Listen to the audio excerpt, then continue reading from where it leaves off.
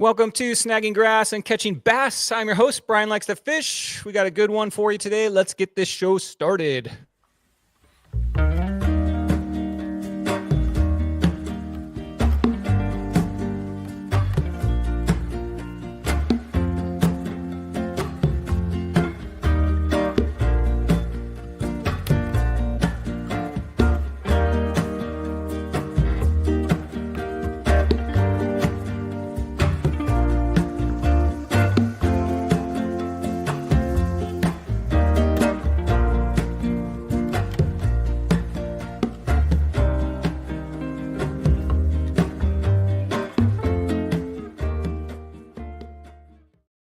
Hey, this is Zach, and you're watching Snagging Grass and Catching Bass. And I'm going to tell you right now, if you have not gotten good at fishing yet, watch what Brian says. He's going to share all the knowledge. He's going to share all the places that he fishes. Not really, but he will tell you the basic idea. It's amazing, and it's made me a better angler, and it will make you a better angler too. Good evening, everybody. How are you guys doing tonight? We have got Spotty Bowl Round 3, Alamitos Bay. Whew, what a weekend it was. Let's give a quick round of shout-outs to you guys in chat. We got Carl Black. What's up, Carl? We got Fish Dogs Tom in there. Says, I was definitely snagging grass and catching bass in this chocolate milk this weekend. Yep. I don't fish with a fish finder. Just cast in for some grass. Let's go. Bay Creeper Leonard, what's going on? The Judge, what's up, homies? Aaron Endicott, how are you? Aaron says, hit that like button. Yes, please. Angel, how are you doing? HD Bates in the house, what's going on? Let's see, we got Corey King. Thanks, Corey, for helping me out all week on all this. James Collins, what's up, James? Says, hello, everybody. And James says, miss competing with y'all. Hey, man, you could still sign up. Go for some side pots. You never know. Sammy Prum, what's up, Sammy? Says, snag, let's go. Angel says, what's up, James?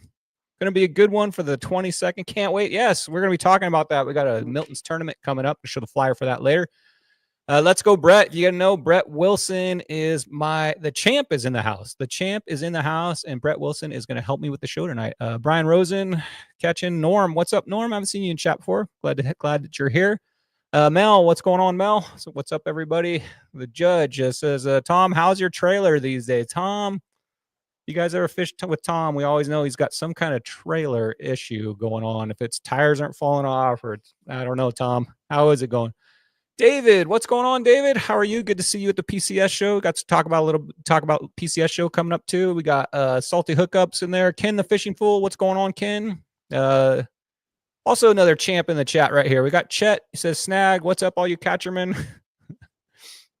David says, I snagged a mason jar, a clam, and a bicycle grip. Yep, that's most people's weekends.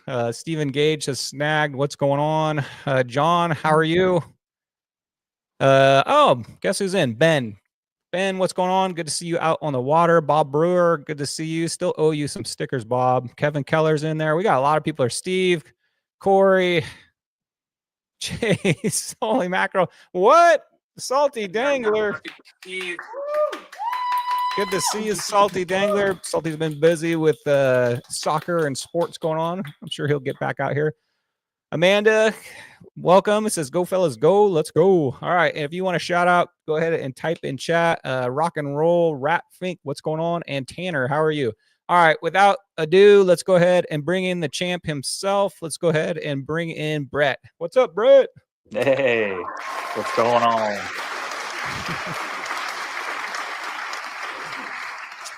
The mega kook. Is that what you're going by these days? Yeah, because that's what I was this weekend. Absolute mega kook. I don't believe that. I don't believe that. I was fishing right next to you. It's funny because the first thing in the morning, I hit my normal spot in Alamitos, which is like, and of course, I got no fish, like my first thing. And then I cruise up and I see Brett, I see Sammy, I see Ben, I see all these guys like, oh, this must be the spot. And I think like within 30 seconds, I looked over and either you or Ben was catching a fish. And then I caught one right after that. I'm like, oh, this is going to be a great day. This is going to be hot. It's going off, you know? That's what I thought too. I mean, same thing. First thing in the morning, get bit, and it's like, oh man, it's going to be good. Yeah. Oh, geez. The curse, man, the curse. I don't know how it was for you, but like, I'm going to say I had about a 30-40 minute time window to catch a fish. It felt like I got like a couple fish like pretty quick. Like right when I pulled up, at the spot. I got a fish. Maybe 10 minutes, I got a fish. I'm like, okay, today's gonna be good. Today's gonna be good. I'm gonna be calling out fish, and then another fish, and then boom, like nothing for like 4 hours, dude. Yeah. No, that's exactly what it was like for me too. It was like a 45-minute window. And that's being generous. It was more like a 30-minute window. And if you didn't capitalize on that, you were scratching. Sammy Prim says, Brian casting on people. So Sammy, I don't know how we all ended up in the same zone. I think we just gravitate towards certain areas, you know. But Sammy, I don't think he knew that I was fishing because I'm fishing my little boat now, my little bass boat. I don't think Sammy ever saw it. And Sammy was holding up this giant fish, dude. And he's like taking his Instagram photos. And I'm like, oh man. So I like threw my A-rig right over at him and it splashed. And he looked back and kind of like gave me like a dirty look. Like, you know who he was. And then he's like trying to measure his fish. So I'm keep throwing my A-rig again and again, closer and closer to him. And I don't think he knew who I was. So he just kept looking back like, what's this guy's problem? That's funny. And we got to mess with each other on the water, right? Oh yeah, especially on days like that. Yeah, especially when you're competing and you're looking at a guy holding up a mega fish. I don't know what that fish was, but it was at least a 15-inch fish. It was a monster. All right, let's see what we got here. David says, first cast at 6:30 a.m. nailed a 14-incher. The sun came up and nothing for the rest of the day. Oh man, it was brutal. Hey, well, the good news is you didn't have to drive home for 4 hours, so that's pretty good. You know, you got that going for you. So that happened to me in Huntington. Was one fish day, and it was a long drive home. Sammy says it was a 16-incher. Of course it was, Sammy. Heck yeah. Well, Brett, so the PCS show is this weekend. I got to see you for a brief minute hanging out with, I think, Ben you're with, right?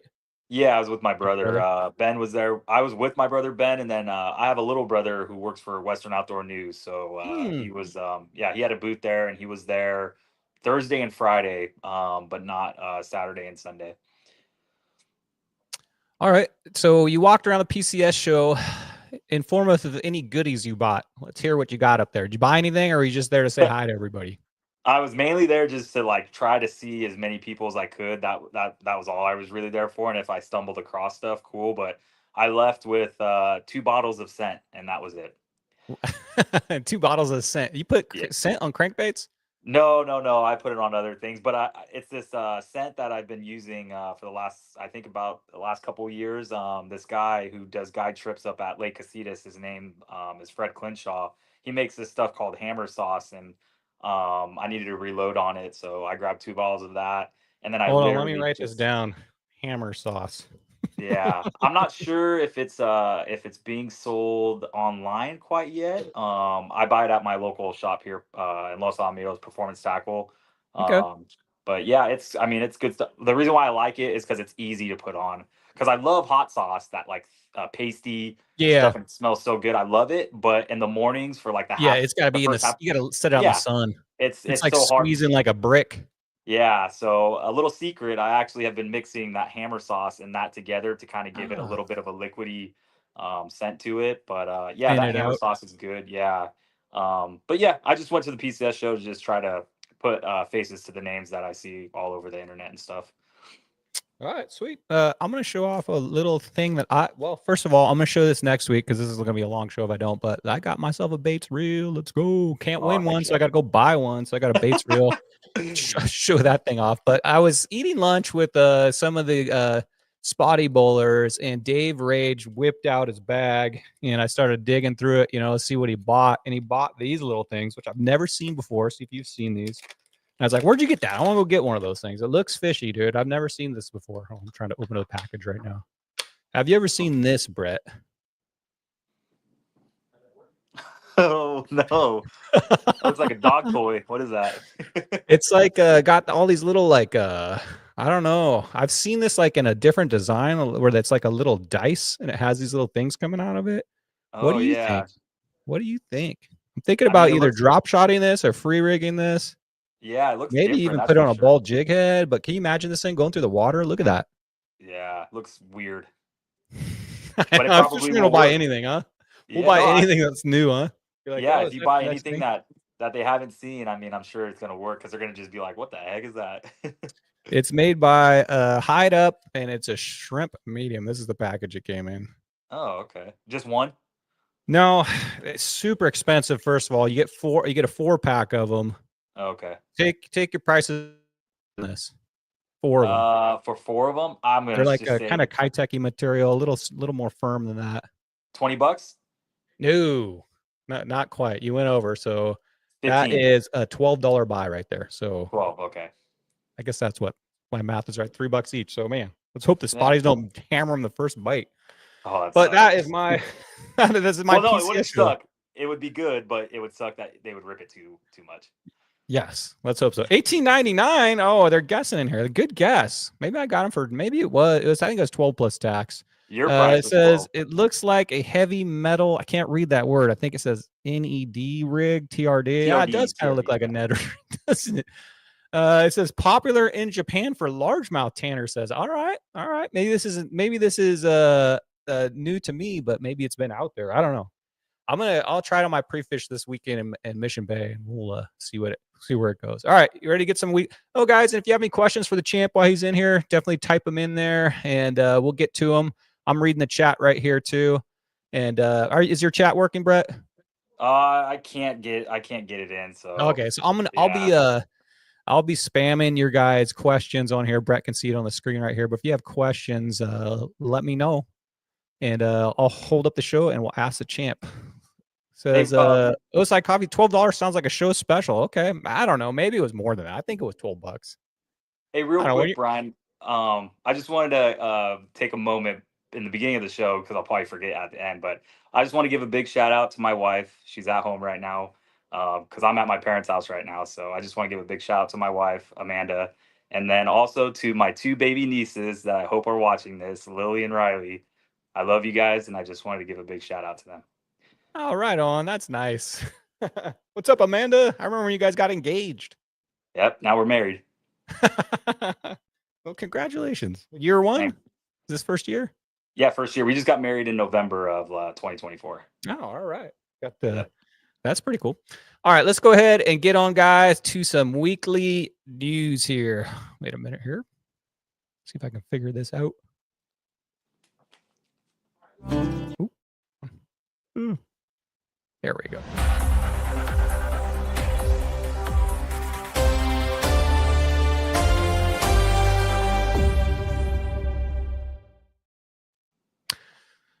So I'm trying to highlight some weekly news about stuff that's going on in our bays that may affect our fishing or affect us. First thing is the Bloody Decks tournament's coming up April 5th. Did you fish this last year, Brett? No, you did not. I would have seen you there.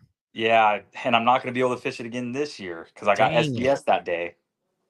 I announced this last week, April 5th, which is just right around the corner. Sign up now because I don't know if it's going to sell out this year. I know it sold out last year because they had it in Mission Bay only, but they've opened it up to San Diego Bay and Mission Bay. So maybe that'll create a lot more spots. Mission Bay is pretty tight. I think they had over 100 people last year, and it was pretty, we were casting on top of each other. Let's just say that. It was fun though.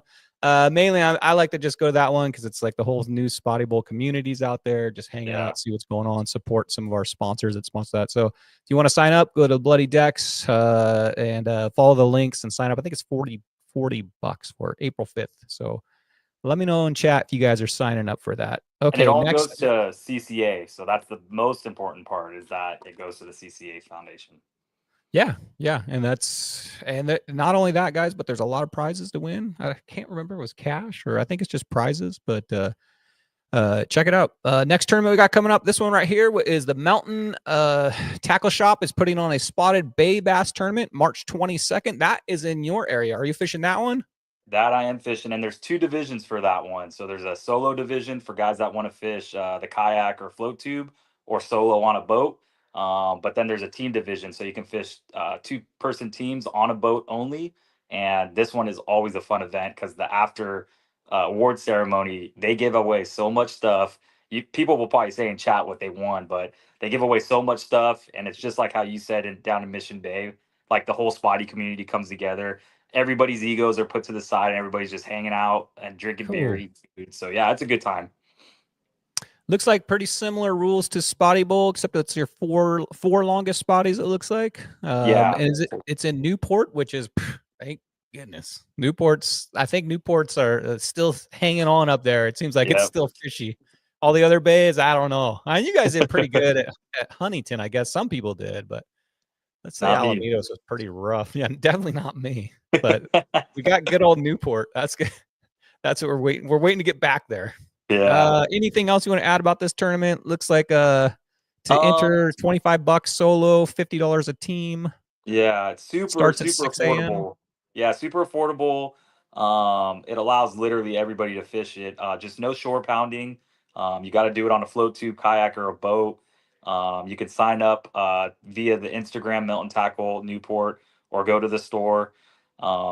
And then yeah, I think the what does it say? I can't read the small writing there, but I think like the minimum length is 8 or 10 inches. So I mean, it's for everybody. You don't have to just catch all big ones. And Yeah. they have a side pot too. That if you match the tournament directors, which are the guys that work at Melton, they're going to be fishing. And if you match their measurement, you can win the side pot. So they could get them or they can't. So it's just whoever gets closest to their measurement. All right. On. Looks like a lot of good sponsors there on the bottom. So yeah, check it out. Go Tons. support it.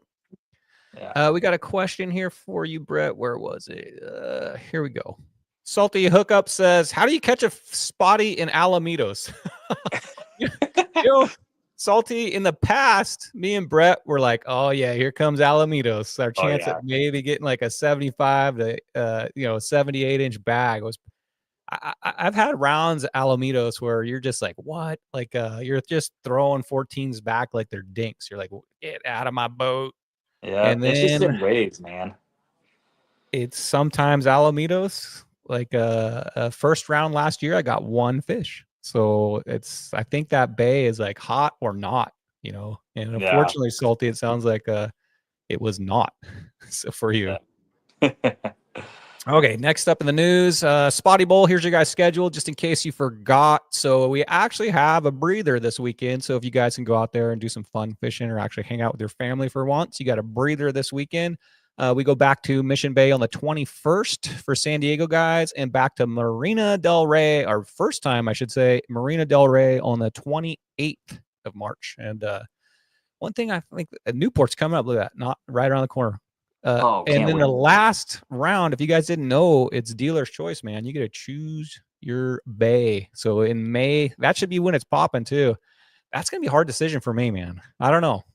I mean, Newport's probably the obvious pick, right? Yeah, but I mean, between now and then, a lot's going to change. I know. A lot can change. All of a sudden, what if Marina Del Rey pops, or I don't think Huntington Beach? I don't know. Maybe. I don't know. James has said some stories about that. I don't know.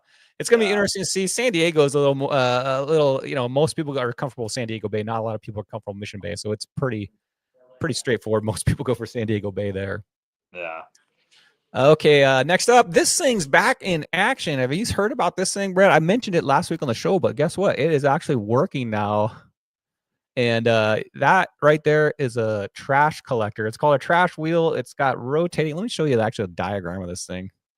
First off, it's 800 feet from the Jamboree Bridge in Newport. So there's where it's actually at. So I think right when you go over the bridge, like you're heading towards Newport Dunes, you can see the thing right there, right where it says project location. Wow. So next time you go over that bridge, instead of looking to the right, see what's going on in the bay, look to the left, see that funky contraption. But it's this thing right here. So I've beat it to death about how filthy your bays are after a rain. So they've done something about it. Of course, in Newport, those people don't want any trash in their bay. And they spent $5.5 million on this. I think I could have built it for $5 million. A $5.5 million trash can. I think I could have done a revive. There's some pretty cool videos on YouTube of this thing actually operating now. It looks like it needs a little adjustments, because it's very tide based spinning that wheel. I think they're going to get a solar system that actually is going to be powering a pump that's going to be pumping water in that water wheel to assist it. But it seems like it's working. It's got rotating forks to move the trash up the conveyor belt, and then it just slides right into the dumpster. You can just very basic, that conveyor belt takes those forks, puts it up that ramp, puts it in a dumpster, trash truck hauls it away. But they're saying that this thing is going to get between 100 to 500 tons of trash per year. Wow. how does that much trash get in there? First of all, well, anyway, so let's see. Maybe we'll get one of those in Alamitos too. They really need one there too. But there you go. That's what propels it right up the ramp, right into a dumpster, and it's out of here. I can't wait to hear the stories of the people that have to go check on this, and they hear or you hear what kind of stuff they actually find in this thing. Oh yeah, you imagine. Oh, dead animals, and who else knows? And it's going to get clogged up with something. It's going to be disgusting. Dead cow or something floating down the river. So there it is, guys. Next up, you guys in LA know what this is, but this is kind of foreign to us down in San Diego. If you don't know what that is a paid parking booth. And we don't have a lot of those in San Diego, but guess what? I've been mentioning that we're like living in the glory years down in San Diego. So paid parking coming soon to Mission Bay and Balboa Park. So the city of San Diego is thinking about charging for parking in a lot of the Balboa Park and Mission Bay parking lots. This strategy is to reduce the demand of parking in the areas, which is extremely difficult in peak times. I don't know how that's going to help. That's just a money grab, dude. That's not to helping. They just want people outside, man. I don't know, whatever. You guys are used to it because when I go up there, it's what, $12 to park normally anywhere up there. I think at least when you're taking a boat. I find, for launching, but you're talking about just for a general parking lot. There's places around here that you can park for free. Like in Alamitos, I mean, there's tons of places that you can park for free. But if you park in a launch ramp, you got to pay for it. But from what it sounds like, you just said that they're going to put this for like general parking. This is general parking. So like if you park right now down at the Midway Museum, which is on San Diego Bay, not where we launch, but that's like where the cruise ship lets out, so it's a high demand parking lot. Mm-hmm. It actually, when you pull in, it scans your license plate and you just go pay at one of these booths and it knows if you do or don't pay when you pull out. So, geez. Yeah, get ready, San Diego. I don't know if it's going to be those or parking meters, but they say that the parking lots at Balboa Park are 73% full, while the ones at Mission Bay are 84% full. And at the summertime, both are at 100% occupancy. He says, while it's highly likely there will be free spaces in the parking, they won't be the most convenient locations. So if you want to park in a premium spot, sounds like you're going to be paying a premium. Hopefully, though, I'm not for any of this charging. I enjoy being able to go down to. It's one thing I enjoy about the bay here is I can just go down there for a couple hours, hang out, fish from shore, just park, whatever, take my boat down. It's all free. Versus when I go lake fishing, it's like $28 to launch a boat. So it's nice to it adds up when you fish like me and you, and we're out there, 4 or 5 days a month. It adds up, No, for sure. But silver lining, I'm going to try to put one on this. Hopefully all that money, I know it won't, will go back into the facilities, go back into improving our bay, whatever needs to be done there. Maybe improve the bathroom situation in some of these places. I don't know. Look at Alamitos. You Alamitos' bay or bathroom situation, and you got to pay $12 or $15, whatever it is to pay. Man, that's all crap. Last time I went in there, last year, there was somebody sleeping in the stall, so I just walked in and walked out. That seems like the worst place you could. I don't know. Let's see. Dave Rage says lame, just like all pay parkings around the landings. Yeah, I don't know. They're still meeting about it, but they got to find ways to make money. I don't know. Just hope it goes back into it. Okay. Judge wanted me to mention also that for you guys that are fishing Mission Bay this weekend, Judge is holding a club outing there at 7 a.m. till 1 at Mission Bay, Dana Landing at 1 o'clock. They're going to meet up and having a barbecue afterwards. So if you're in your pre-fish out there, guys, you want to go meet up with the Judge and some of the other spotty bowlers, head over to Dana at 1 or meet up on the water early. And he is actually throwing a barbecue out there for you guys. And I think that is it for weekly news, Brett. So let me go ahead and exit this. And are you ready to get on to some side pots? Let me check the chat here. Even though I don't do any of them. Except for the babies. Chet says there's a permanent tenant in the bathroom at Davies Launch Ramp at Yes, that's what I'm saying. Did you pick a worse place? I guess if it's cold out, maybe. $12 a day when you go on the sports boats. Hey, when you go on they charge you there, Dave, already, huh? Yeah. All right, let's go ahead and let's try to get this show cranking here. Let's go ahead and get to some side pots.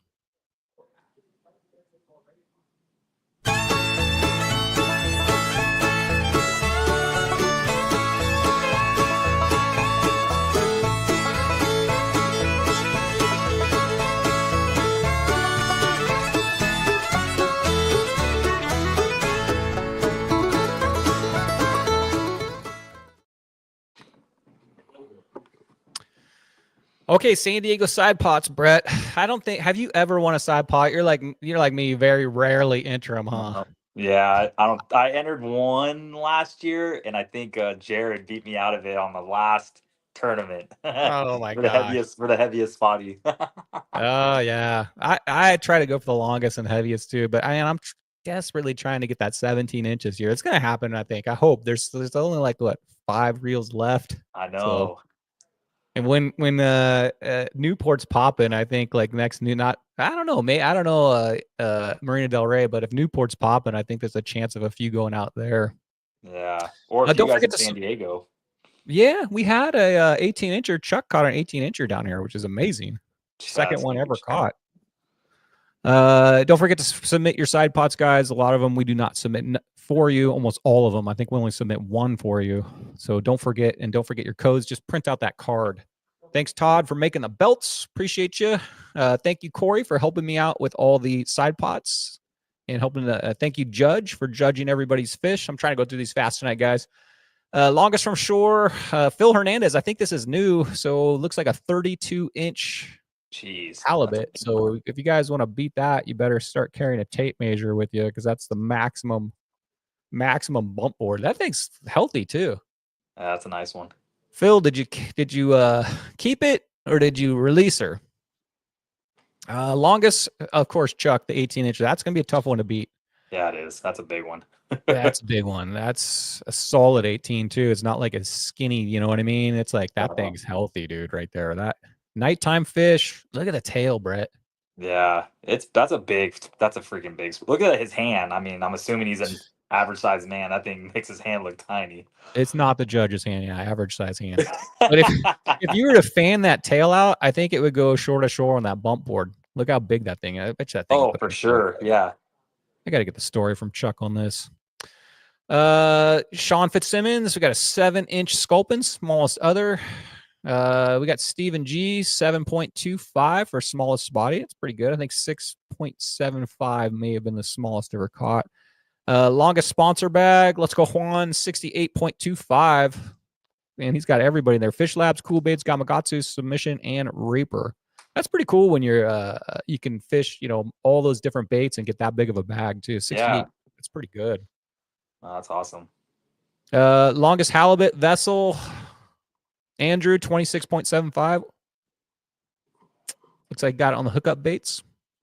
Longest other, that's me. That fish messed with the wrong A-rig, Brett. Dude, that must have been a fight. the fight, I caught it ashore. The scary thing is, have you caught one of those before? No. What is it, an angel shark? No, I've never caught one. Yeah, their mouth is like it looks like a stingray from above, but when it turns over, it makes like this clicking noise, this like grinding noise with this mouth, and it's just full of nasty shark teeth. It's not like a smooth hound or a leopard shark where it's all actually has some legit teeth. Oh, dang. Longest spotting on vessel, Charlie, 17.25. It's a good one. That's usually the standard that wins this thing. Longest trifecta, Chad holding that, 46.75. I think that can be beat because the spotty's pretty, I guess the spotty's, that's a calico, is like a 13.75. Maybe. That's a good bag, actually. Probably get beat. That's a good bag. It's San Diego Bay is the place, I think, if you want to try to beat that bag. It's got like a big sand bass in there. And big calicos. Yeah. Yeah, unless you go to the wall. Heaviest spotty, 2.39. I think you're only like the reason that 18-incher isn't in here in the Ramona Automotive, you're only allowed to submit that fish, and you can't have one fish like sweep all the categories. You only get to put it in one in the Ramona Automotive. So 2.39, that's a good fish, but I have a feeling it may. I don't know. We'll see. 2.39. What would you have done, Brian? Would you have submitted that 18-incher, or would you have done the 3.30? Oh, heaviest or longest? I'm a heavy guy. I don't know. I think the heavy, yeah, that 3.30 is going to be tough to beat. 18's tough to beat too, but it is. I don't know. What's the more prestigious, longest or heaviest? I guess in Spotty Bowl it's probably the longest, but in most tournaments it's heaviest. I just feel like you could catch an 18-incher long and skinny, but that thing was long and like fat. Anytime you break the 3-inch, man, it's got to be, or 3-pound, it's got to be a hefty fish. I mean, oh yeah. In my life, I've probably caught, I'm gonna say conservatively, probably maybe like 4 or 5 3-pound fish, maybe. I've caught one. Only Got one. one. But that's Yeah. over. But that's over like a 20-year period, and that's also me not weighing some of them, just looking at them and thinking it. So that's true too. I've actually legitly weighed 2. Okay. So Yeah. I should just say I've only caught 2 because I can't. If you don't put it on the scale, you don't say it, right? Yep. That's how I am too. If you don't weigh it, don't say Yeah, that's true. All right, so I'm gonna say I caught 2. it. We didn't used to carry scales or bump boards. You know what I Never, mean? dude. Never. I Before never these did tournaments that. came around, you were just out there free roaming, and when you caught a big one, you're just like, oh man, you kind of just looked at it. You know, it was huge, and you just, you know what I mean? The day of the scale and the bump, especially this is the bump boards. Oh yeah. That's definitely something new, at least in my game. David Dalton, heaviest other, looks like a halibut. Got himself a trolling motor. Nice job, Dave. Looks sweet. All right, CB and Baits, longest spotty, vacant. So if you guys check out CB and Baits, pick up their baits, make sure you include this code right here, and you could win yourself $50 for longest spotty. Oh, somebody got this. Let's go, David. 14.25 on the specific setup. Looks like is that a Ned head with a swim bait? So David's leading that. Right on. Gamakatsu, just include a Gamakatsu product in your picture. Make sure you read all the rules on this one. And we got Sammy Prim. I think There it is. I think that's the fish he was taking pictures of while I was chucking the A-rig his way. Fish, let me get to go to some chat real quick. My son weighed 3 in 1 year from shore. What? 3-pounders? Jeez. Cash? Dang. Salty Dangler says 3 point. Yeah, Salty man, you're no longer the prestigious holder of the only 18, but you are the leader until somebody breaks it, right? So now it's a tie. So That's I true. forgot what Salty's weight. I think what'd your 18-incher weigh, Salty? I don't think it was that heavy. I think it was 3.2. He Still a said huge fish. 3.3, but that guy, the other guy's Chuck's was 3.30, so that's equivalent to like 3.4. Are you talking 3.6. ounces in? Well, because this salty said 3.3, so is he talking about ounces or is he talking No, I about? don't think so. We've gone to the decimal system here. I think that's the new way. Yeah, that's the best. I think that's the more legit way, is the decimal. Steve says the judge brought my 1980 International Scout back to life, and he's an absolute magician, the most fair and honest mechanic I have ever been. You're the bomb, Eric. Heck Yes, yeah. Eric Ramon Automotive. Check him out. He's right next to Denny's. Ooh. But still stands for the San Diego. Or yeah, you do have that, Salty. Wait, no, that was caught in San Diego. Fish Labs. I hope you guys went over there and talked to Davey at his booth. Got your free Fish Lab baits, but Fish Labs vacant right now. But check out their swim baits. I'm waiting. I'm pushing them to come out with a green pumpkin color for me, please. But Dave, thanks for participating, and thanks vacant this weekend, guys. So get some Fish Lab baits. I'll show you a picture of what they got. They got tailspin, spinner baits, glide baits, creature baits, swim baits. Check them out. And also it includes a 30% off discount code in Discord. So good deal on those. You guys are looking for some swim baits. Tetravision, $30 a baits. We got a winner, Corey Thomas. We got a 2-pounder. Nice. That's a good fish right there. 2-pounder. I know we're talking about 3-pounders, but just to enter the 2-pound club. Yeah. What do you think the minimum size fish for a 2-pounder is? Lengthwise? Yeah. 2-pounder. I would say you would need to be around that 15.75, 16-inch for the minimum. Yeah. Yeah, I agree. 15 and a half if it's like Mambo. like a fatty, yeah, which is it's possible. Yeah, I would say 16-inch would be like borderline 2-pounders. That's unless, like you said, there are some freak fish out there that, 15s it'll break 2 pounds. But it's amazing when you actually put one of these on a scale and you think it's like, oh my god, it's huge, and you put it on there, it's like a 178. You're like, what? Yeah. Slow pitch. Guess what? Jared didn't win it. Sammy Prum. Let's go, Sammy. Hey. Sammy finally shut down the Jared train and took that one right there. Sammy, you're going to get $25 worth of slow pitch jigs from Reaper. Submission Fishing Co. Guess who won this one? Hold on, we got to change here. Mike Brown. Let's go, Mike. 16.25. Submission Fishing Co. jig. We'll get you message the judge. He'll get you in touch with Muto. Get you some $25 worth of Submission Fishing Co. jig. Nice fish. Heck yeah. Solid one. Mike Brown knows how to find the big fish right there.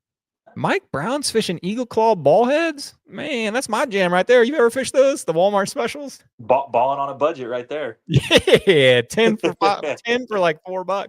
Dude, I told this story before. That's the exact when we were fishing SBS, was it a year or two ago, and I got that 3-pounder. Oh That's what I yeah. caught it on right there, dude. The eagle claw bald. It was like a finesse day, you know, nothing was biting. And I Of put course. that eagle claw bald jig head. I think it was 3/8, exact one right there. Even had like a cheap red hook on it, and with Heck just yeah. with a curly tail grub, man. And the hook didn't bend out. That's good. I had the drag. It was my ultralight like spinning setup, like a 500 size with like a 6 or 8 pound line, and I had the drag real loose. But I had a net man on there. Salty Danglers on there. Saved me, dude. So There you 2 go. people is easier to land one of those. Heck yeah.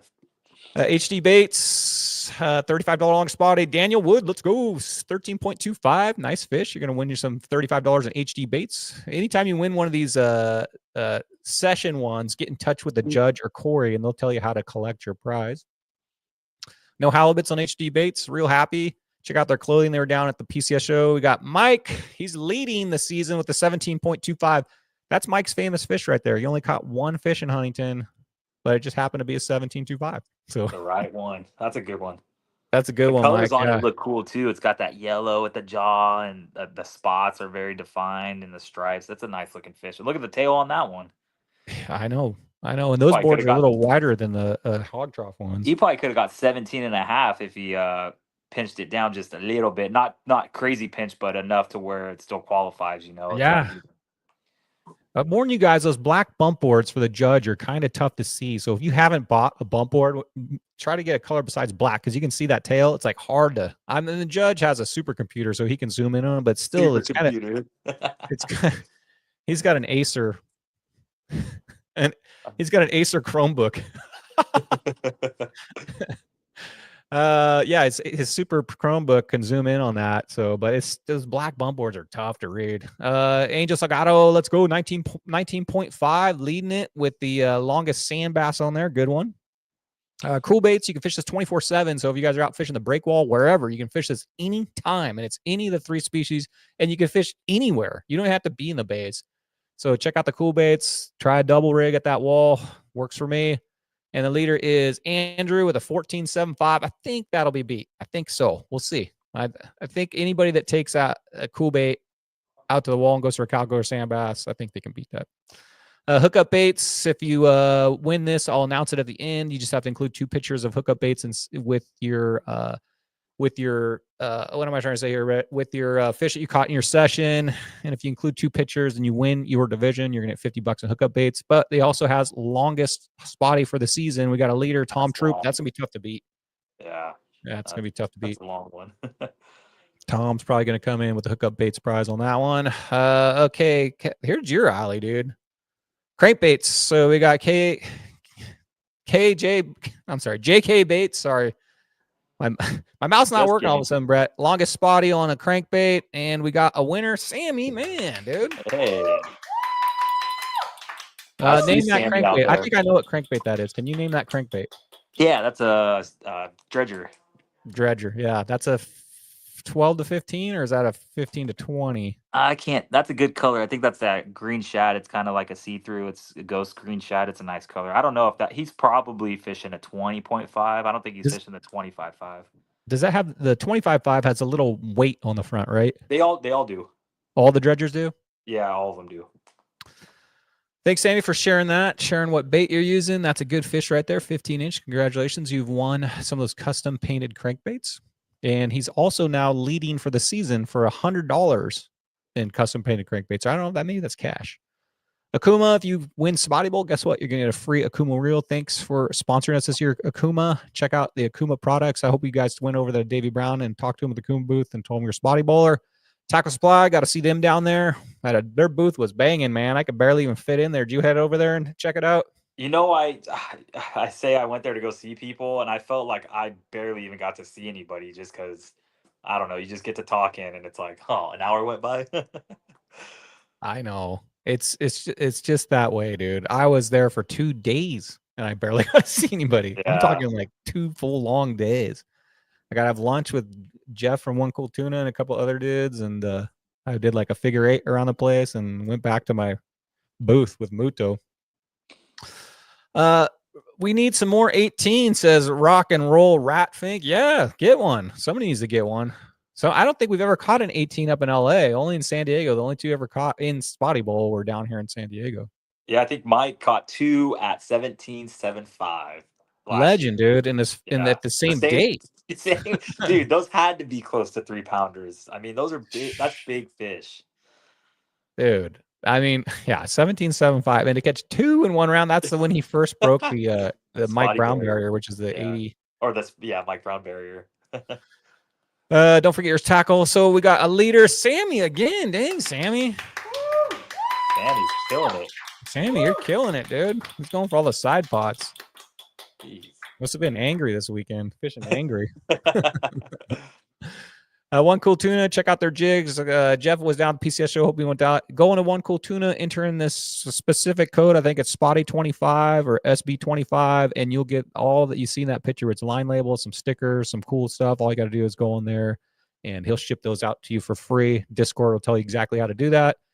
Still vacant, so get one of those little jigs, and if you guys can go get one of those little jigs that he sells and get a spotty on it, it could be a $150 fish.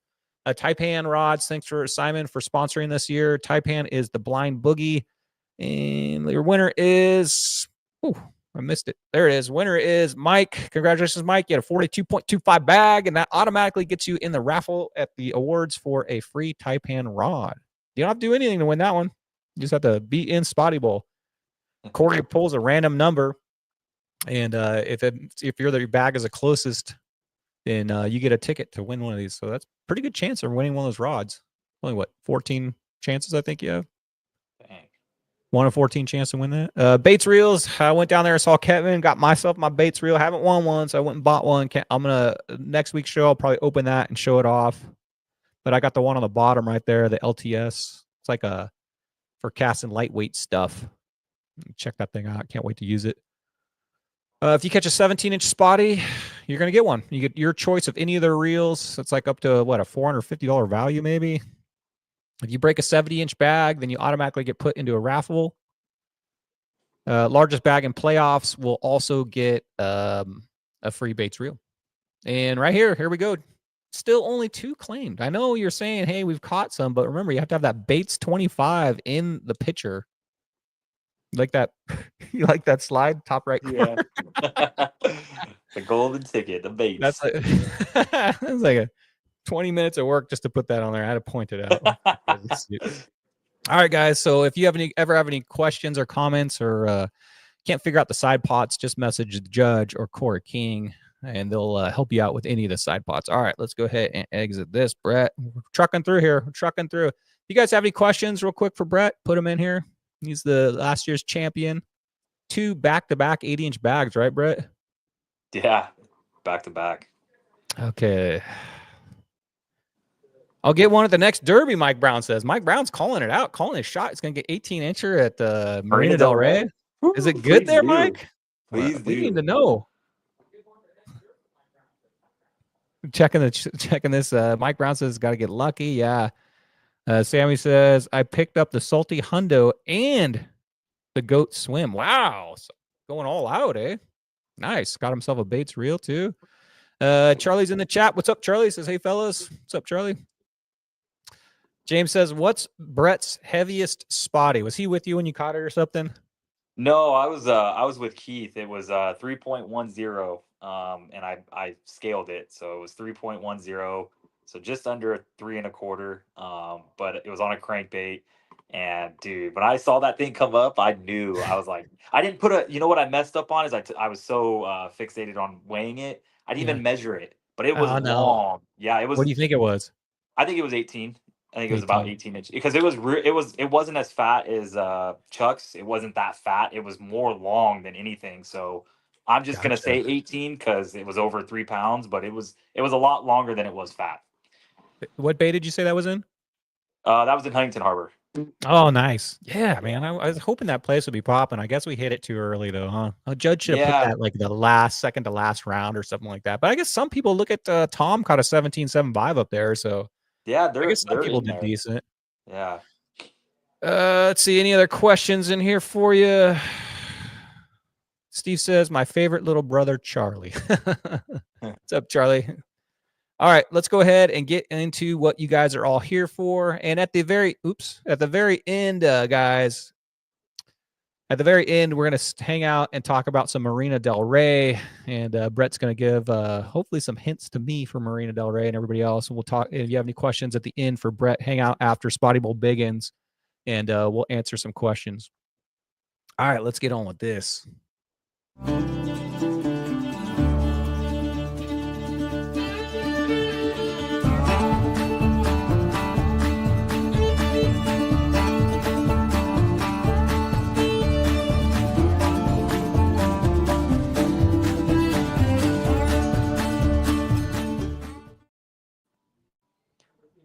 My name is David, and you're watching Snagging Grass and Catching Bass.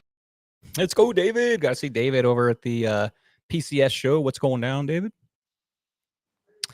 All right, Brett, you ready for some results? You ready for this? Let's see it. All right, so if you want to enter the youth division's month-longs, $20 to enter. If you're under, I think it's 16, right, Judge? You can enter the youth division, and it goes the entire month long. I've got about 12 anglers in it right now. There's been a lot of donations in it. Next results, I'll give you an update since we're since we're starting this session right here. Near the end of the month, I'll give the results for the youth. Shore division, round 3, Alamitos Bay. Man, the thing about the shore division is they can fish anywhere, and you guys now have 4 bays to choose from. That's pretty sweet. So if you get good at the shore division and you have a specific spot, there's a lot of open spots now. All right, 11th place, we got Jordan. 10th place, we got Colton. 9th place, we got Ludwig. Ludwig, man, he must have either he did not fish or you really had it because he's been slaying it lately. Throw that out. That's your guys' mulligans. 8th place, we got Guy with 13 inches. 7th place, we got Brian, one last cast, 34 inches. And 6th place, Poncho Pantera, 41 inches. That sounds like a rough bag, but 41 inches is actually not too bad. Not too bad this weekend. All right, your top 5. We got 5th place. We got Lucas. Let's go, Lucas, 49.25. Congratulations. Not a bad bag for sure for this weekend. All right, coming in 4th place, Kevin Keller, of course, 60-inch bag. Wow, congratulations, Kevin. Staying consistent, man. That's good. And guys, hang out too, because I'm going to show your guys standings with your mulligan removed now that we're in the 3rd session here. So, Kevin, congratulations, 60.75. Way to slay it. Phil coming in with 61 inches. Let's go, Phil. Also staying consistent this year. Phil's doing pretty good this year. We got Daniel. What's up, Daniel? Congratulations. 2nd place. Is that back-to-back second for Daniel, I think? And he's so close. Check out him and Charlie on Tuesday nights on Time on the Water. Excellent show. Talk about bay fishing and saltwater fishing just like we do on this show. So check them out. But congratulations, Daniel. First year Spotty Bowl, getting 2nd place there, 64.75. Great bag right there. Congratulations on that. And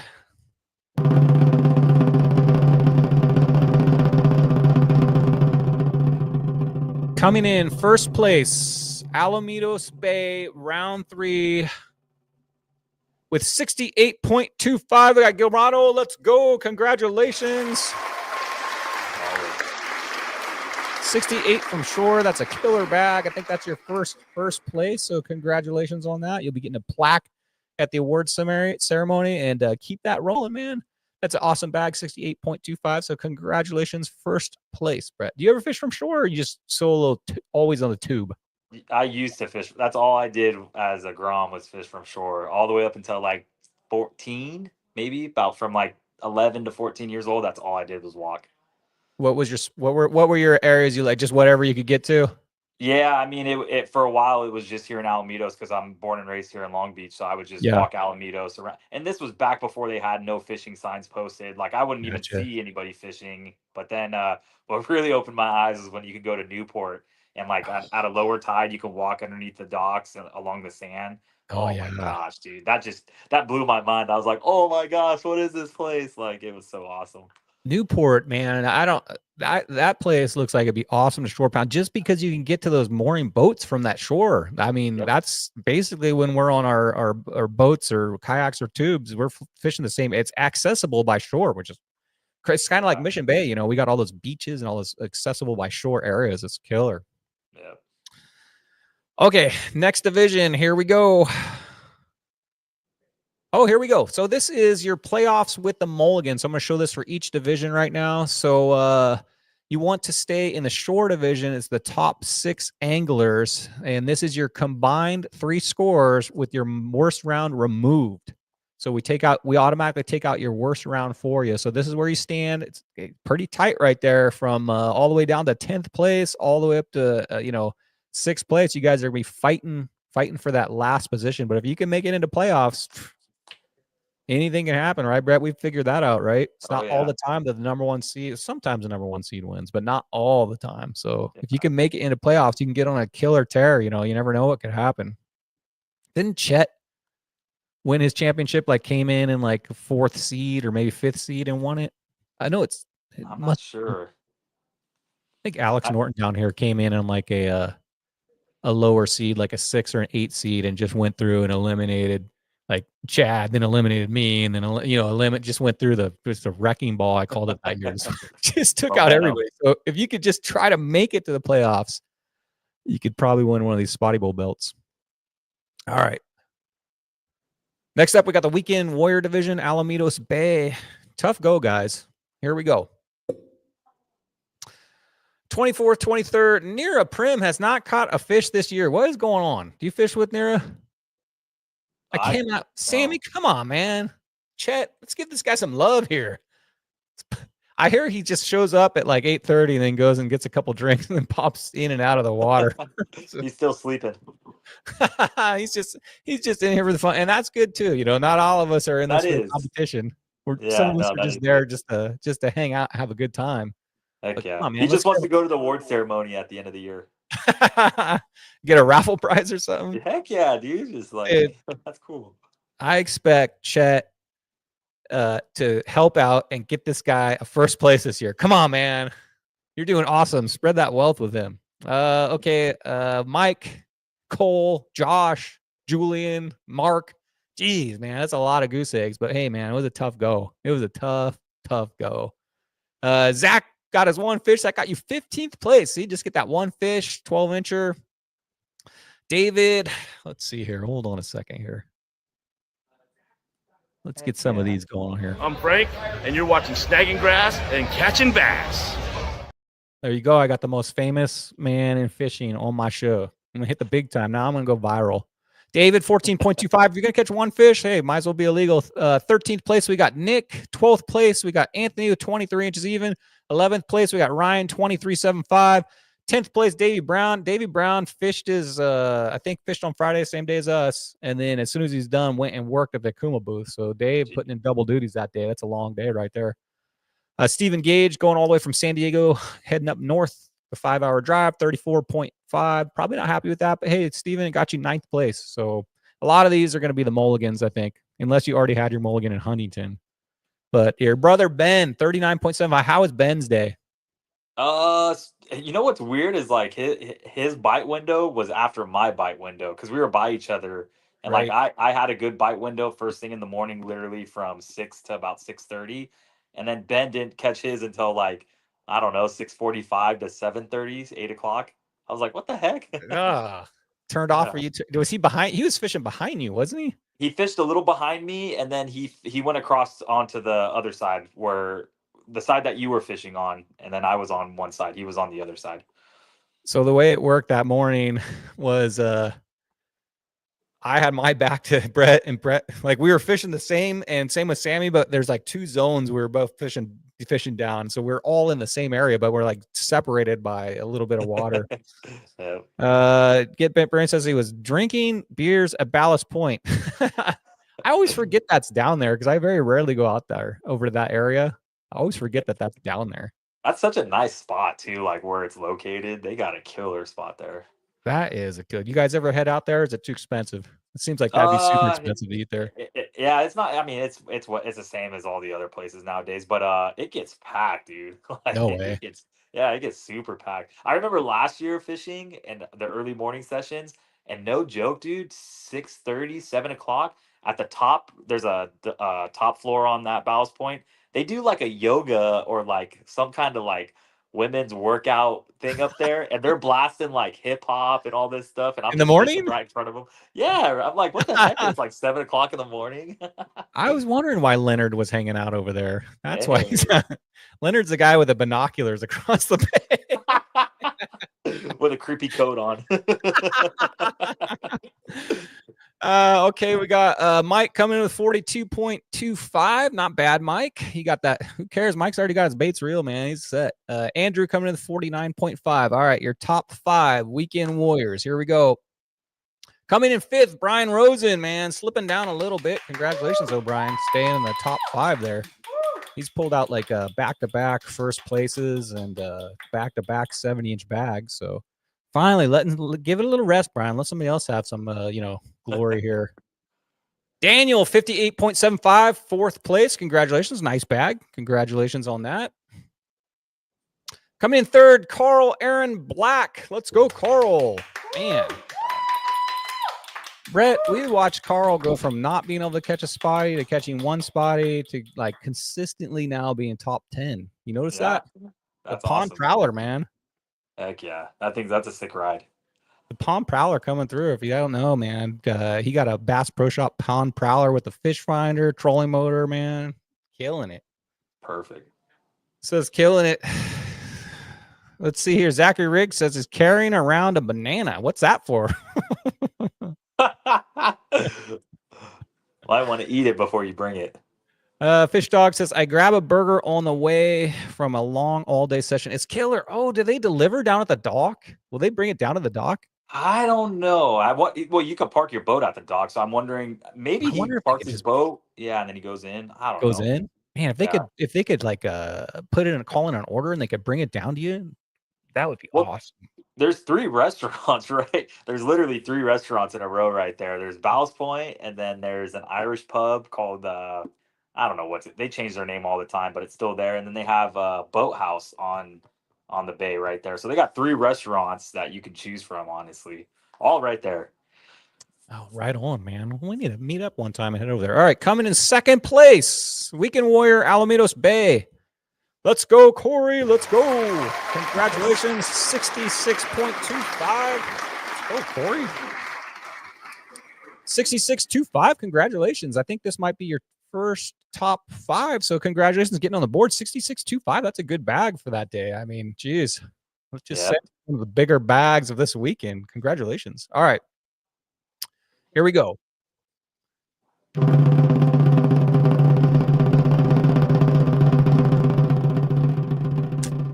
Coming in 1st place, Weekend Warrior Division, Alamitos Bay. We've got, let's go, Angel Salgado. Let's go. 73.25, Brett. Oh, my God. That's crazy. Let's go, Angel. Wow. Holy mackerel. Victory dance.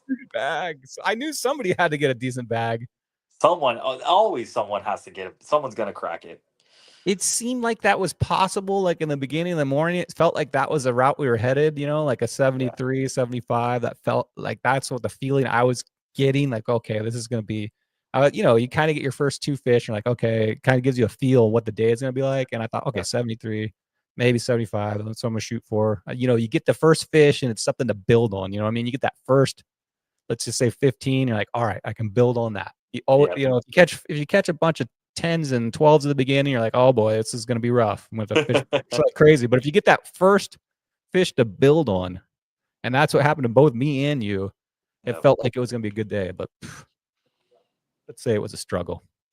So great bag. Congratulations, 73.25. I don't think that's Angel's first place, but That move right there, though, I want to see. You look like you're capable of doing that move, Brett. Are you going to try that? Oh heck! In my float tube or in general? Angel's in the chat. He says, TerraVision baits, let's go try them out. Is that what you got all your fish on? Yeah, we need to. HD Bait says, congratulations, Angel. Sammy Prim says, congratulations. Chet says, way to kill it. Yeah, Frank says, nice. What's up? Yeah, congratulations, man. That is an awesome bag, dude. Well, enjoy that, and not only is it good to get a big bag that day, but now you a lot of people used your mulligan, and if you've already had a few good bags and you still have that mulligan in your back pocket, like I wasted mine. I got my one fish in Huntington, so I'm like, I have nowhere to go, man. I gotta catch big bags. Yep. All right, where are the standings at? Here we go. Brian Rosen holding up Angler of the Year position right now, first place up there with a 147. Now, it's hard to read, guys. Sorry, but this is all posted in Discord, or it will be posted in Discord at the end if you want to go through this. I know that's kind of hard to see. There's so many of you guys, but you want to stay in the top 7 on this to make it to the playoffs.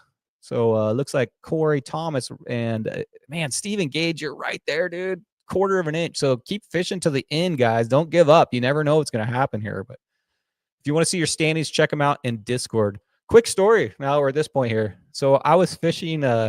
Sorry, guys. Brett wanted me to tell the story, so I want to tell it. And I know Ben's in chat. He was part of this too. So I was fishing right next to these guys. I don't know. That was probably like noonish, right? No, heck no, dude. That was like at I don't know, 9:30, 10 o'clock in the morning. Was it that early? I don't know. Yeah, dude. It was early. It was early.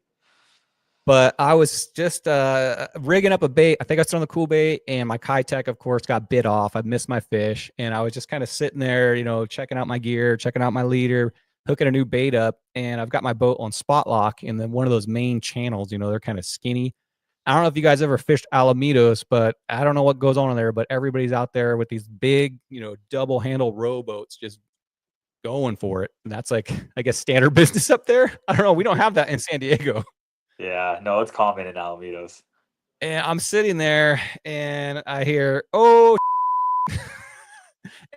and I look back and this rowboat guy who's full speed trucking just plows right into my boat. And he's like an older gentleman. I don't know. I'm going to say it's 70s. Hits my boat and it's a huge thud. And I look over and the guy's in the water. And I'm in my spotty bowl session. I want to fish, but you can't just leave a dude hanging, right? And so I grab his boat. Brett's cracking up too, by the way. He's watching this go down right next to me, and Ben is too. And I get the guy, and I'm like, I can't get him back in his boat. It's those little skinny ones, with the oars. I don't know what that's called, but a little skinny looking kayak thing. Get him in my boat. He's soaking wet, and the first thing he does is he leans over my fish finder, and he's just pouring salt water down on it. I'm like, dude, all right. Kick him back off. Yeah, I say, okay, let's try to get you in your boat. I put him in the boat, and he gets his hands on his paddle, and he falls over again. And then that's when you chimed in. You're like, you need any help? Yeah. And thankfully, one of his rowing club buddies came over and saved him in the little lifeguard boat. But man, are you guys used to? I mean, how many? In a float tube, if you got hit by that thing, that would have been because he hit hard, dude. It was hard enough it ripped. Like I have like a raised decal on the side that says Triton. Oh. Hit that and it broke like half of it off. That's how hard he hit my boat. I know. Yeah, I was fishing like right by you, like you said, and I just heard it. I didn't hear him or you say anything. I just heard a thump, and I knew you were by me. So when I heard the thump, I was like, oh, and I had my back to you, so I was like, oh man, did he just hit a dock or a boat or did he hit something? And then I look over and I could see that guy's boat like kind of up in the air a little bit, and I was like, oh my gosh, did this dude just hit him? And I looked over, just checking you out, checking what's going on. And I don't see the guy, and I see you leaning over your boat, and I was like, oh man, this guy's in the water. Like Brian's trying to help him out.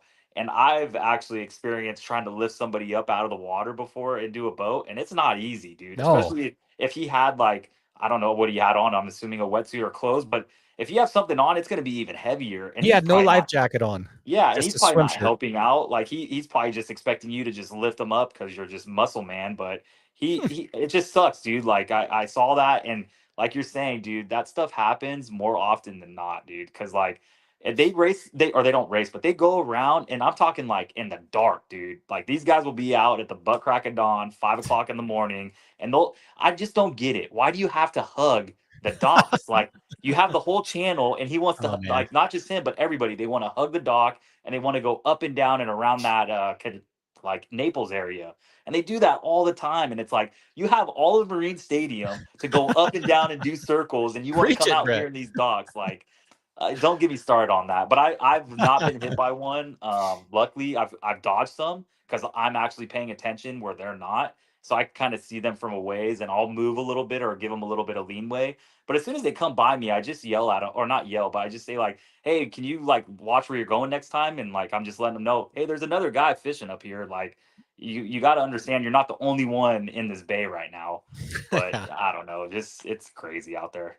It's crazy. So watch out for those guys. James Collins says, I got hit by one in Newport like 10 plus years ago on a float tube by Lindo Bridge. Lucky it bounced off. Yeah, dude, those things are like a spear too, man. That guy was moving, dude. Carl Bach says, super dangerous. Several times I've had to evasive maneuvers to avoid contact. I didn't even see him coming. I had my back to it. I was just sitting there tying a bait on. So anyway, keep your eye out, Ellen. I think is Marina Del Rey the same thing, or they have a circle there? No, maybe. I don't think so. No. Yeah.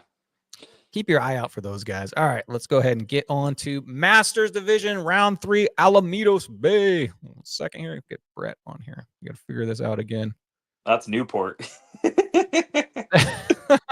I got the wrong map. Why am I not? Hold on a second, guys. Let me get this going. There we go.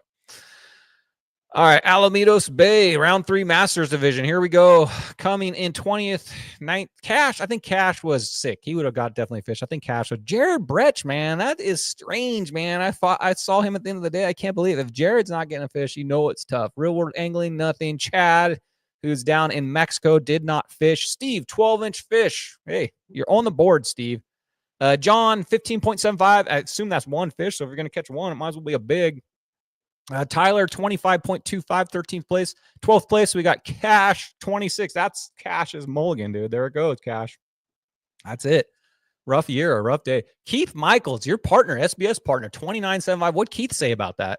Oh, dude, he was telling me how tough it was. And I told him, like, I was like, dude, it's probably going to be really tough. And he was like, yeah, dude, you are not kidding. So dude, look at these scores. Like, for these people, like, this is crazy. Dude. I know. Keith has always made the playoffs, and one year he got second place, correct? Yeah, he made the finals. Yeah, all the way to the end. Yeah, so for him to get two, it's at two fish, probably two. Yeah, two fish. Yeah, that's two fish. That's two good ones. See, that's the thing, dude. You get those two big ones, probably the first of his session. You're like, oh man, I'm gonna build off this. He looks like he only got back-to-back 15s almost right there. Yeah. John coming in with a 49.75. Sammy coming with a 59. That's definitely probably. Is that your mulligan, Sammy? I hope so. 59 inches. But you know what? You're still in the hunt, dude, because all of us kind of did bad. Brett, 59.75, also tied with Sean, 59.7. Is that your lowest bag you've ever got in Spotty Bowl?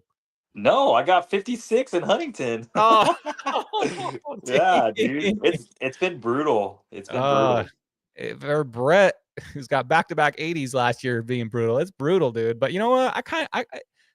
It's tough, but man, I'm kind of digging it a little bit. You know what I mean? It seems like it's giving guys that, the last couple of years, it's been like the same 5 or 6 guys that keep, getting the first, but it seems like some new faces are coming out of the woodworks here that are able to find these fish, Yeah. So it's pretty cool seeing some people that weren't doing good, I guess, doing really good now. Yeah. And with the new time slots too, like that's helping a lot. Jared was tripping out. Maybe you should have been fishing, dude. Keith is consistent slayer. Yeah, Keith is a total consistent slayer. Hey, we all have those days though, right? Oh yeah. All right, Larry each 62.75. That's a pretty good score right there for that day. All right, your top 5 Masters Division coming in 5th place. We got Eric. See what I mean? Eric, is that your first top 5? I think it is. So 68.75. Congratulations, man. Round of applause for that. Let's go, Eric. 68.75. Not a bad bag. Next up, we got this guy, Tom Troop. Let's go in chat. 68.75. Let's go, Tom. Tom has been pretty dang consistent this year, Brett. Pretty dang consistent. So I think this is. I just saw an Instagram post. I think this is his third year in Spotty Bowl, and he's definitely a contender for playoffs now at this point. So let's go, Tom. Let's take it all the way. Sammy says, my fifth fish flopped off his board. Ugh. Why don't you tell your story, Brett? Here, let me put you full screen. Oh man. No way. Yeah, that was brutal. No.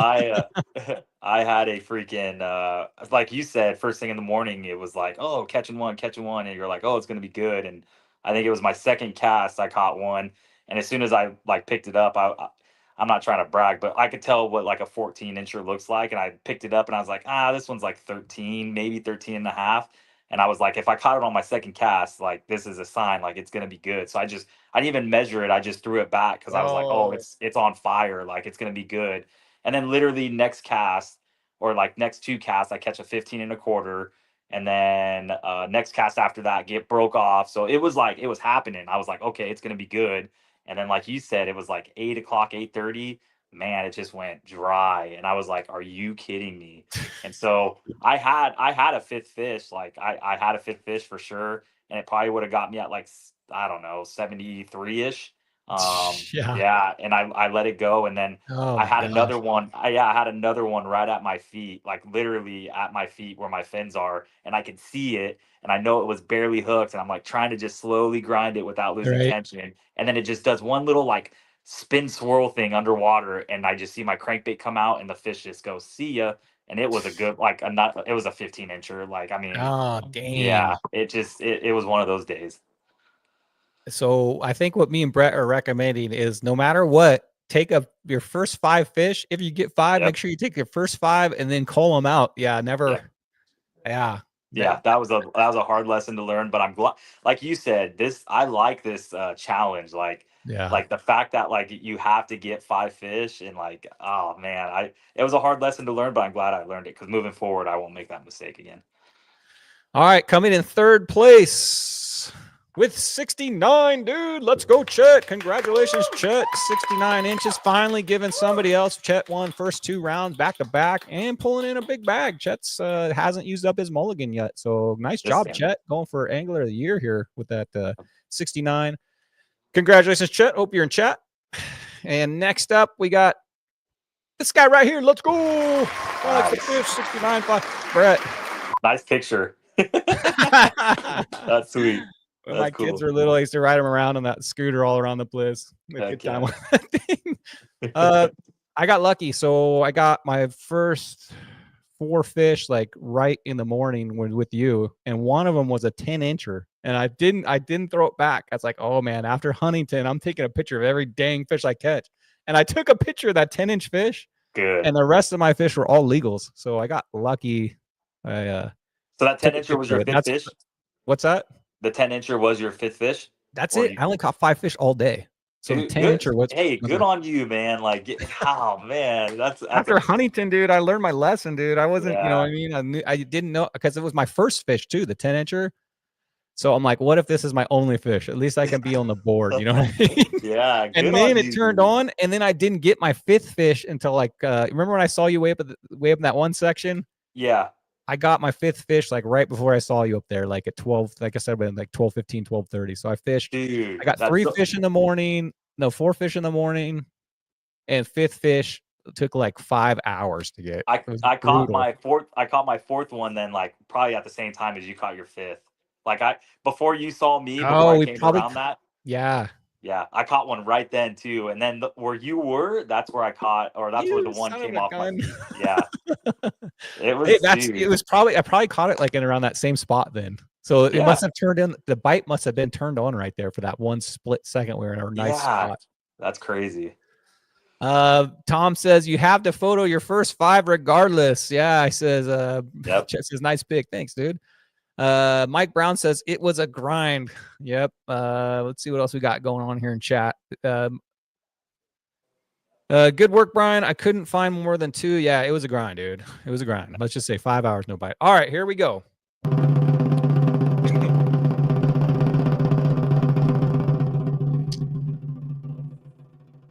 Coming in first place, Masters Division, Alamitos Bay, round 3. This is no surprise. And that is, let's go, Mike Brown. Congratulations, breaking the Spotty barrier. There we go, Mikey. Wow, I think Mike he did good. 70 inches usually in Masters divisions, like top 10 maybe. But congratulations, Mike. You found the bite. You were able to find your 5 fish. I think Mike said he caught more than 5 too. He's over there roping them in. Mike, how many fish did you catch that day? Did you find the bite or we didn't? Because I never saw Mike Brown like the entire day. I have no idea where he went. But Mike spends time on the water. And he knows where these fish roam. That's one thing a good angler is they're not, you got to know these bays seasonally. Like Newport, they can be down front, they could be up back, they could be in the middle. You don't know where they're at, but if you can figure out where they're at seasonally, that can definitely help you out. And I think Mike Brown has mastered that. All right, we got some congratulations. HD Bates says, Ham says, yes, sir. Let's go. Jared says, let's go, Mike. Congratulations, Mike. Congratulations on your first place this year. I'm sure there'll probably be a couple more. We'll see. Mike Brown is having a great year. Congratulations, Mike.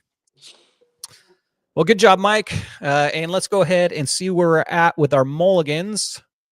So in Masters Division, Chet pulling in. He's at Angler of the Year position right now. So Chet at round 3 is leading up. Mike Brown coming second. I'm somehow miracle. I'm pulling third, but I've given up my mulligan, so that's going to be tough for me.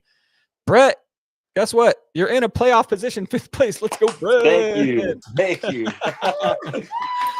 It's been a tough year, man. I look down that list right there. Cash being at 9th. He almost won it last year. Just so close to winning. I'm sure Chad will have a good. Cash will have a good year. Sammy's struggling, but you know what? It's going to turn around. We'll see what happens here, guys. But you guys that are in playoff position, Steve, Tyler, let's go, Tom. Let's go, all you guys up there. Chet, a bunch of new faces up there. Keep it up, guys. Let's see. Let's shake up this Masters division this year. And we'll release this. If you can't see it, it's tough to see that on your phone, I'm sure, but we'll release that on the Discord as soon as the show is over, so you can check out your standings. All right, Brett, let me go ahead and exit this. I don't know why I always say that. But let's get some of this going on here. All right. Hi, I'm Angela. You're watching Snagging Grass and Catching Bass. That's Zach Stevens' wife. What's up, Angela? Helping out with the Spotty Bowl Instagram. Thank you. A couple more. Hey there, this is Jeff with One Cool Tuna. You're watching Snagging Grass and Catching Bass. Let's go, Jeff. All right, Brett. We got a brand new bay coming up, guys, and thank you so much for tuning in. If you don't mind hitting that like button, I would definitely appreciate it. We're trying to grow this channel. I know it's at 1,000, but let's just go ahead and try to get 300 subscribers. That'd be awesome. But Brett, we got a brand new bay coming up. Marina Del Rey. Never fished there before. We've launched out of SBS for that, right? Yeah, we've had SBS events out of there. I don't remember fishing inside though. That's always an outside. So what's the situation with Marina Del Rey? If you guys are in chat and you fish Marina Del Rey, any advice, I'd appreciate it. Or if you have any hints, or if you just want to say anything about Marina Del Rey, how the bite's been, let us know. But have you fished up there this year? No, I've not fished up there this year, and I have not fished up there last year or maybe the year before that. I don't think I have. I fished it a few years ago, the same time as you. For SBS, so what was that, 2022? Sounds about right. Is that the night where we all stayed up there overnight? It seemed like. I probably didn't, just because I'm right here. But yeah, for you guys, that's a bit of a trek. I'm stalling here, Brett. I'm sorry. I'm trying to find Spotty Bowl Biggins. It's got to be 2022 or maybe even 2021. I don't know. It's been a little while since I fished there. But I have fished there, so it hasn't really changed a whole lot. But yeah, I don't know what to expect for that bay, honestly. Like, there's in years past, there's been jumbos caught out of there, and I'm talking like 3.5 to 4 pounders caught out of there. That was 12, 15 years ago. Yeah. That bay doesn't get fished a whole lot, thankfully. It does by shore pounders, and I'm sure there's a group of locals that fish there in kayaks and float tubes and stuff, but I don't think it has the pressure nearly as much as it does up here, like in Alamitos, Newport. So I guess that's the only good thing going for it down there. It's a small bay, so I'll tell you this: the amount of people that are going to be fishing it, that'll probably be the most pressure that bay has gotten and That's it. Brett, give me a 1 long second. time. I'll give me 1 second. I gotta grab something real quick. Hold 1 Yeah. second. Okay. 1 second. No worries. Sorry.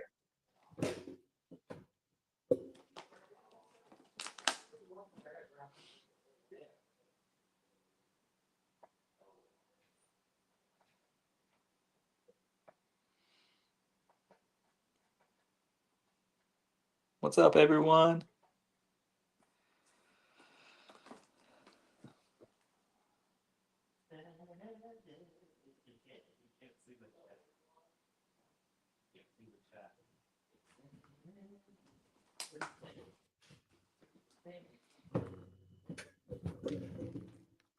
Sorry about that. All good. Amanda says, Brett, entertain the people. Let's go, Brett. Spotty Bowl Biggins, guys. It's gonna take me a second. I forgot to download this thing, but let's see what they're saying about MDR. Sam Perez says we're going to be fishing elbow to elbow. Yeah. So would you say that that is smaller than? I guess Huntington's pretty big. Yeah, there is no really tiny bay that we fish anymore. I mean, I think Alamitos is Alamitos and Huntington are about the same. I don't know. I think Alamitos might be even smaller than Huntington, but Marina Del Rey by far is smaller than both of those. I'm so sorry, Brett. I apologize to you. I'm just trying to download this really quick. Oh, you're good, dude. If you guys have any questions here, you know what? We're just gonna have to get the Spotty Bowl Biggins. I'll just show that next week. Unless you want guys want to hang out for a minute, it's gonna take me a second. Can't believe I forgot to download these.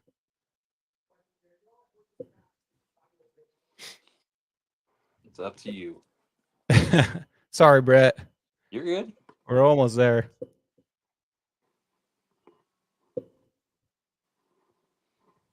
Okay, we're almost there. 1 more minute, guys. Mike Brown says, story time from Brett. Oh, Mike Brown actually said, that's Amanda, your wife's on here. Yeah. What's up, Amanda? Thanks for letting them hang out with me tonight. Mike Brown says, better find a patch of grass for holding fish. Sammy says, MDR is the smallest by far. All right. Well, this is brand new, so I'm kind of excited in a way, but I hope it's not another Huntington for me. No, but it'll be tight. Like, she get 5 fish, you're looking good. All right. So I think it's almost uploaded. So we're gonna go right into Spotty Bowl Biggins here, Brett. I'm so sorry for that. What's up? This is Dave Rage, and you're watching Snagging Grass and Catching Bass. Did you talk to Dave when you saw him up there? I didn't even get to see, dude. I didn't get to see a lot of people. Oh man! Like, I saw you, Sammy, Chet, Brian, Rosin, and Tom. That was pretty like much it. I only saw you for like a split. I guess we fished all day that day together, though. Here's one more. Yeah. Hi, this is Cave Dog. If you're not watching Snagging Grass and Catching Bass, you are wrong. Let's go, cow. All right, here we go. You ready?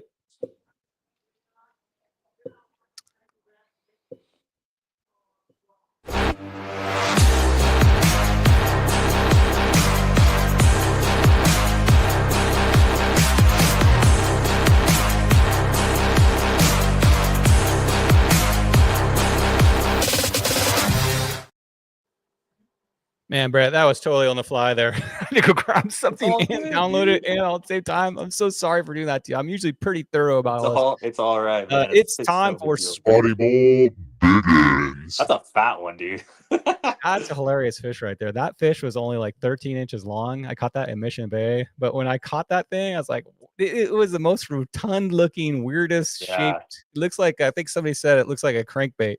It does. It looks like a it does look like a crankbait. Dude, it was Mission Bay fish. It was just so like it just must like Fat Albert, dude, just eats. Yeah. It's like its body shape was super weird. Phil coming in with a 15-incher. Let's go, Phil, from shore. Looks like a solid fish right there. I like those fluorescent bump boards. Easy to see for the judge. Tom having a great week. Tom, congratulations on 3rd place. Got himself a 15 on the money. Tom sporting the kayak. Tom, is that kayak working good for you this year? It seems like you have some better bags. He put the Bay Basher boat away and he's out on the kayak. It seems like he's one thing I noticed, like you guys, I say this all the time, but like I see Sammy, dude, like he's like in you too and your brother, like in there deep. And I've downsized my boat, which helps out a lot. I like my new boat because it's when the wind picks up, it doesn't blow sideways so much, and I kind of control it a little better than the big boat. So I like the big boat, but I'm jealous of you guys with the yaks and all that when it comes to that. Yeah. That fish needs to spawn. Mike Brown says. Chet, fishing at night. Chet, Mr. Nighttime, 15-incher, huh? So the night bite, I guess. I don't know how many people fished at night, but Chet, how is the night bite? I'm usually me and you, Brett, are both morning guys. I've fished like mornings my whole life. And I attempted to fish Huntington at night, and it was awful. I couldn't see my bait. I'm so visual, you know what I mean? Because we're casting in these tight windows. Yep. It's like a tight window, and if I can't, it throws me off. I can't see my braid, and I can't see the bait flying through the air because sometimes I'm throwing in such a tight window. I've got to be able to like stop it, and, you know what I mean? Yeah. Pull the reverse card on it, pull it back. So man, nighttime is rough unless you're fishing like vertically the whole night, or if you're fishing like a open water, a drop shot or something. You know what I mean? But at night, man, without that visual, dude, it's tough, and like a headlamp's not enough. No.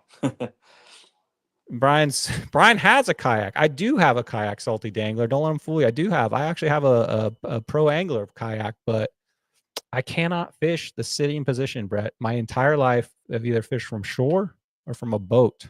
And I can't cast or set hooks or anything I have to be standing. I don't know. It's just like ingrained in me. Like I can't fish from that sitting position. My problem. It's crazy because I've never thought about it like that, like sitting and standing being an issue, but I can see it now. And I use like 8-foot rods in my float tube. It's weird. You get just accustomed to your old ways. You know what I mean? And I'm just so used to standing up, and my rod tip, when I'm reeling in, my rod tip is like almost on the top of the water. So I'm like, and my hook set is from down up, and versus you guys, which you're probably off to the side a little bit. Right. But I don't know. I can't get used to it. Chet, nighttime fisherman. Keith fished during the day, it looks like. 15.25. Well, at least you got one big one there, Keith. A fat one, too. Ben says, Chet, when going to LAOC Spotty Bowl in the in and out, let's meet up. Oh, it's meetups, huh? Hey. John D, 15.75. Nice fish right there. Yeah, dark one. Dark ones are usually hiding in the rocks. Yeah, living in the rocks. Yep. That's me right there, 15.75. That was my second fish right after the 10-inch fish. So that was like 6:30 in the morning fish right there. Look how skinny it is, though. Yeah, you got rewarded for taking a picture of that 10-inch fish. It was like, oh, I got you. I got you. It's only I've learned first 5. But look how skinny my 15 was. Big head. Look at the size of the eyeball compared to the body. I got you beat on it. Wait till you show mine. That thing, it had an indent in its belly, dude. I've never seen one like that. Dave Ridge says, I sucked fishing at night, but it's sweet out there, nice and calm. I'll agree with that. It's like the first thing in the morning, you know what I mean? Before the wind kicks in and the water, you get in there and it's just like, like glass. That sunrise, it's hard to beat it. The best feeling, dude. And then same thing, like when the sun goes down, it's that glassy top. Golden hour. Mike Brown, 16.25. Nice fish. We saw that one earlier. Corey Teeth, 16 and a 15.5. Looks like you got them both on the submission fishing code jig. Nice fish right there. Wait, why didn't you submit that in the Gamakatsu side pot? Maybe you did. Because see that Gamakatsu box over there? Oh, yeah. Yeah, that would probably win. Angel Salgado, 15.5. There you go. There's a nice setup right there. Pulling in 3 biggins. No clues. You guys are learning to hide all your stuff from me. I'm staring at it all. Sammy, 15, 16. Pulling in the 3. What do you think about Sammy fishing barefoot? What's your opinion on that? I mean, it's working. Or, I don't know. I would say it's working, but it's been a tough year, man. Maybe he needs to put his shoes back on. Maybe that's what it is. What do you guys think? Sammy needs to put his shoes on. I said that like that's his fish sonar, though. It might, just dip it in the water. Barefoot. I'm just worried he's going to take one of those submission fishing code jigs to the foot. Oh, yeah. You flop that. I didn't think about that. You flop that spotty in the deck, and it's got that assist hook like flying around. Oof. Yeah. Oof. Sammy giving up his secrets right there.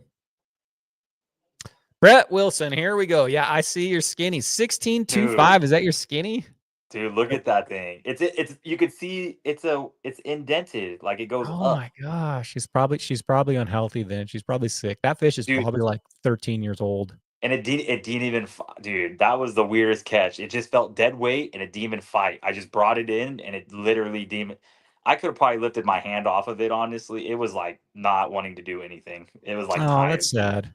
Yeah, but it swam off, so that's good. Yeah, old girl. She's probably been caught a million times. Yeah, she's a skinny. But hey, you know what? This is a tournament of length. So yeah. she came through for you. You got a light colored one over there. Yeah, that's a nice fish though. 16.25. Congratulations. Yeah. And big fish, here we go. Mike Brown and Brett. Congratulations, guys. You guys got big fish in the tournament with a 16.25. Let's go, Brett. Mike's is healthy, mine's not. So you should put what a spotty should look like and what a spotty shouldn't look like. A healthy one and one that's on the end of her life, maybe struggling out there. I don't even know how those fish are like making it in that area. It's like this. Yeah, it ate my crankbait like no joke, like 5 feet below me. Oh yeah, came up and got it. Yeah, so it probably used all its energy to get it, and then realized like, oh, this is fake. Oh no, I know. Yeah, she went and laid down. Hopefully, she's got a nice better razor clam she can sit there and suck on all night. Yeah. All right, guys. If you got any final questions for Brett, put them in chat right now. Sorry about the delay on that, Brett. I wanted to get Spotty Bowl Biggins in here though. This is your Spotty on drugs. I remember that old commercial. Nice work, guys. Let's see here. Angel says runs the bait through his toes for scent. There we go. I know, Sammy. So also John says Sammy wiggles those toes in the water and gets bites. That must be the secret. Anything you'd like to add, Brett?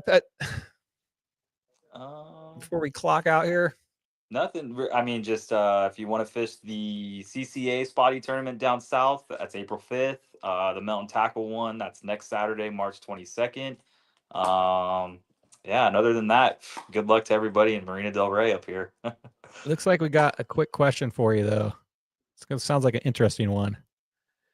Tom says, question, Brett, please tell the story about jumping in the water to ditch the feds. That sounds like an interesting story. Yeah. I forgot I told you about that. Yeah, so like I said earlier, when I was a kid, I'd shore pound a lot in Alamitos, and there is a yacht club type place that has like a man gate that you can go in and out of if you have like a badge. And they have like these bars on the side of the gate that are like kind of angled, and you can like walk on them. So as a kid, I'm not recommending this to anybody, but as a kid, I would sneak onto that dock, and then so I'd be on the dock and I would cast towards the rocks. So there's like about a 15-foot, 20-foot gap between the rocks and the dock, and I would just throw it up against the rocks and then bring it to me towards the docks. And I remember I was like kind of far down on this stretch of docks, and I can hear the gate open. And anytime I heard the gate open, I would always peek and look to see like if it was just like a boat owner or if it was Harbor Patrol. And I saw the lights. The lights on the car, and then I saw the guy. He was in a uniform, and I was like, "Oh shoot, he's on the dock." So while he's walking to try to get to me, and I was with a group of friends at the time, and they were on one end and I was on the other end, and I saw the Harbor Patrol come on the dock. So I immediately go to the back end of one of the boats that was parked in its slip. Luckily, it was pulled forward, so the back end was in the back, and I hopped in the back of that guy's boat. I don't know whose boat it was. I put my rod, my backpack in the boat, and I can hear the footsteps, and I just go, screw it. So I jump into the water with my fishing stuff on the boat. I jump in the water, swim across the channel, and go over to the other side. And this was in like January, fully clothed, jeans, a sweatshirt, everything. Oh my God. I just jump in the water, swim across. I get out and I get into this parking lot. There's a restaurant and a bar right there. And this was when I was like 15, 16. And some guys were in the parking lot. They just got done eating and drinking, and they were like, dude, why are you so wet? And I was like, oh, I just had to run away from the Harbor Patrol. And they were cool. Yeah, they were cool. They were like, oh, that's badass. That's punk rock. And they were like, do you need a towel or anything? And I was like, no, I'm good. Like my adrenaline's going. So I'm like, no, I'm good. I just want to get out of here. So I go back. I like kind of wait a little bit, and I go back, and the Harbor Patrol's gone, and my friends are like outside of the gated area now. and they're just all hanging out there, and they all just Where's said, Brett? yeah, they were like, I came over, I was like, hey, what happened? I'm sorry, I just wanted to kind of cover my ass. And they were like, oh, well, he just let us off with a warning. And I was like, oh, geez. Yeah. So then I I thought had the to, kicker was the story was going to be it was another angler on the dock. It wasn't no, even no. Harbor So Patrol. they just said that they got a warning and they just Oh, said not to go dang. on there. Yeah. And so since I was already wet, I just jumped back in the water to get back on the dock, and then I Oh grabbed my my fishing gosh. gear and I just got off. Yeah. Oh my gosh. Well, The what a things you do for story. spotted bay bass fishing. The stories of nighttime shore pounders. Yeah. I'm sure people got tons of good stuff. Oh yeah. Oh yeah. Probably a lot of them they won't share on this show though.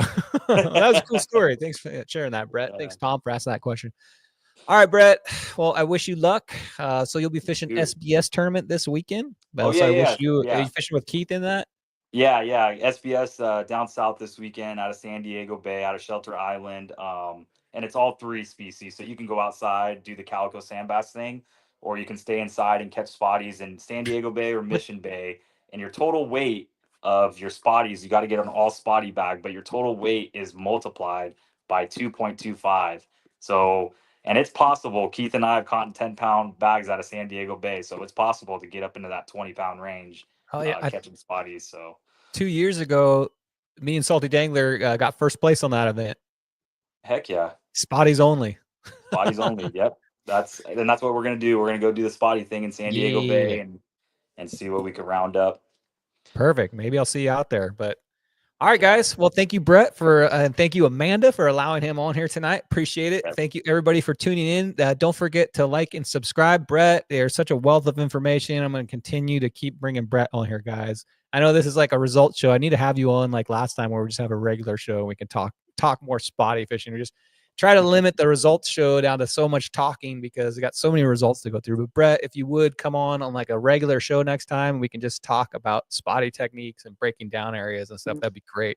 I would want to pick your brain on the one of these nights. I'm gonna have a crankbait circle. It's gonna be you and a couple other guys that are really good at the crankbaits because that seems like it's a really good bait to learn, and it seems to be working for a lot of you guys. So we need to break that down too. But Brett, thank you so much. Everybody in chat, thank you so much for participating tonight. And we are out of here.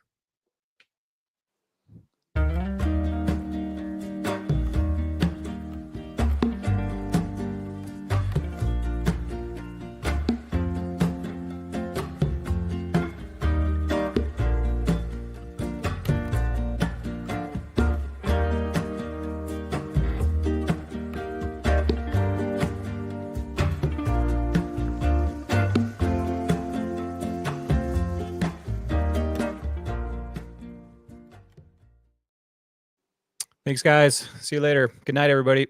All right. Thanks, Brian.